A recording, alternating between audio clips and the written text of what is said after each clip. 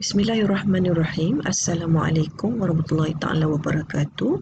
Pertama sekali saya ingin mengucapkan selamat datang kepada semua mahasiswa yang telah berjaya mendapat tempat di UiTM Cawang Kelantan, dan tahniah juga saya ucapkan kepada mahasiswa yang telah berjaya menjadi sebahagian daripada warga Fakulti Pengurusan dan Perniagaan di UiTM Cawang Kelantan.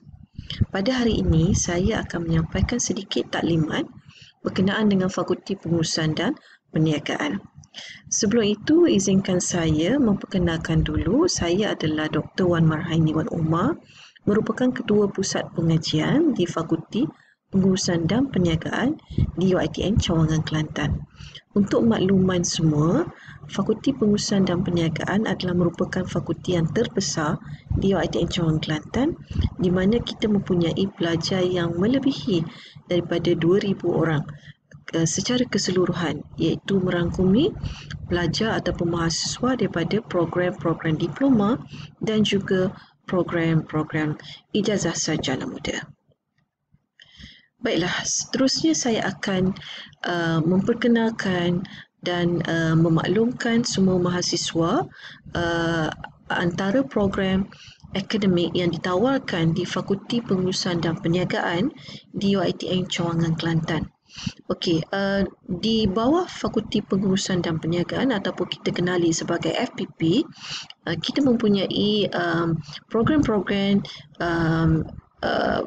pada level diploma, dan juga kita juga mempunyai program akademik iaitu di peringkat ijazah sarjana muda. Di peringkat diploma, kita mempunyai 3 program berbentuk diploma, iaitu Diploma Pengajian Perniagaan BA 111, Diploma Pengajian Perbankan BA 119, dan Diploma Pengurusan dan Teknologi Pejabat iaitu BA 118. Dan saya pasti antara mahasiswa-mahasiswa yang baru berdaftar adalah merupakan ditawarkan di kalangan ataupun di antara diploma-diploma tersebut, ya. Dan kebanyakan program diploma ini kita tawarkan di UiTM Cawangan Kelantan di kampus Macang. Bagi program ijazah sarjana muda di bawah Fakulti Pengurusan dan Perniagaan, kita mempunyai 5 program akademik di peringkat ijazah sarjana muda.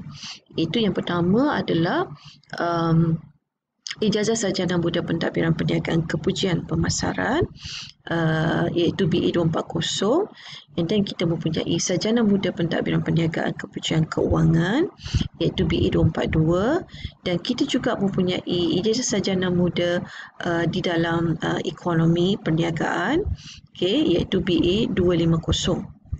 Seterusnya adalah Ijazah Sarjana Muda Pentadbiran Perniagaan Perbankan Islam iaitu BA 249, dan Sarjana Muda Pengurusan Sistem Pejabat Kepujian iaitu BA 232.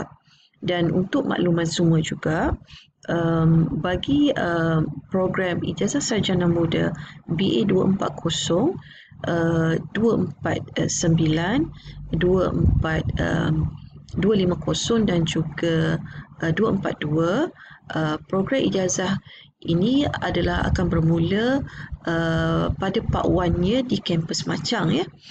Sementara Part 2 dan seterusnya sehingga tamat pengajian, pelajar akan menyambungkan pengajian di kampus Kota Baru. Bagi BA 232, Ijazah Sarjana Muda Pengurusan Sistem Pejabat, pelajar akan memulakan pengajian dan sehingga tamat semuanya akan berada di kampus Macang. Okey, maknanya daripada bermula pengajian sehingga tamat, pelajar hanya berada di kampus Macang, maknanya tidak perlu ke kampus Kota Baru. Okey, bagi setiap program diploma dan juga ijazah sarjana muda, kita mempunyai penyelaras program ataupun kita panggil sebagai pentadbir akademik, ya. Dan bagi setiap program tersebut, penyelaras program akan mengendalikan hal ehwal berkenaan dengan pelajar dan juga hal ehwal berkenaan dengan akademik, okey, bagi setiap program yang dikendalikan. Okey, bagi penyelaras program BA 118, penyelarasnya adalah Puan Intan Nurul Ain Muhammad Firdaus Kosako, ataupun boleh dikenali sebagai Puan Intan lah. Bagi penyelaras program pengajian perniagaan ataupun BA 111, penyelaras program adalah Puan Nurul Syakirah binti Zulkarnain. Dan bagi diploma pengajian perbankan, penyelaras programnya adalah Encik Ahmad Faiz Abdul Halim, dan ketiga-tiga mereka berada di kampus Machang.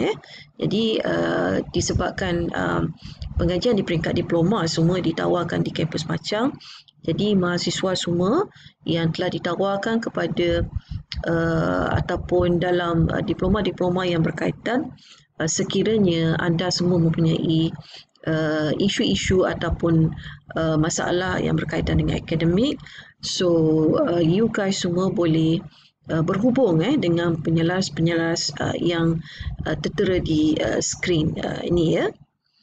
Seterusnya, untuk penyelaras bagi program ijazah sarjana muda, untuk penyelaras program ijazah sarjana muda pengurusan pejabat, okey, penyelaras program adalah Puan Farah Alami binti Mansur, dan untuk penyelaras program bagi ijazah sarjana muda Part 1, iaitu bagi program BA 240, 242, 249 dan juga 250, iaitu di mana yang ini Part 1-nya akan dikendalikan di kampus Machang ya.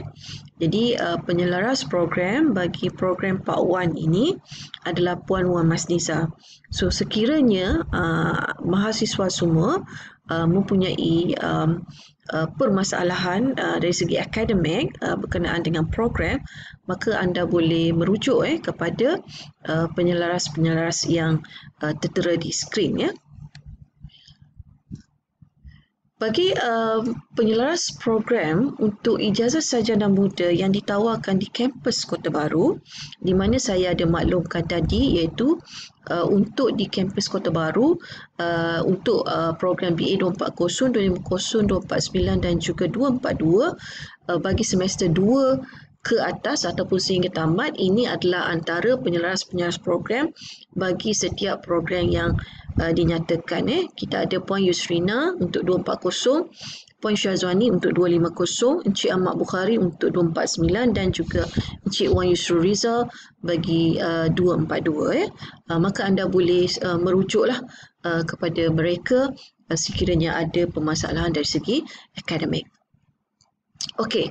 Untuk makluman juga, bagi kaedah pengajaran dan pembelajaran bagi semester yang akan bermula pada 28 Mac nanti, kita akan, bagi Fakulti Pengurusan dan Perniagaan, kita akan menggunakan kaedah ODL iaitu Open Distance Learning, iaitu pembelajaran terbuka dan secara jarak jauh, di mana kita tidak akan ada pembelajaran secara bersemuka.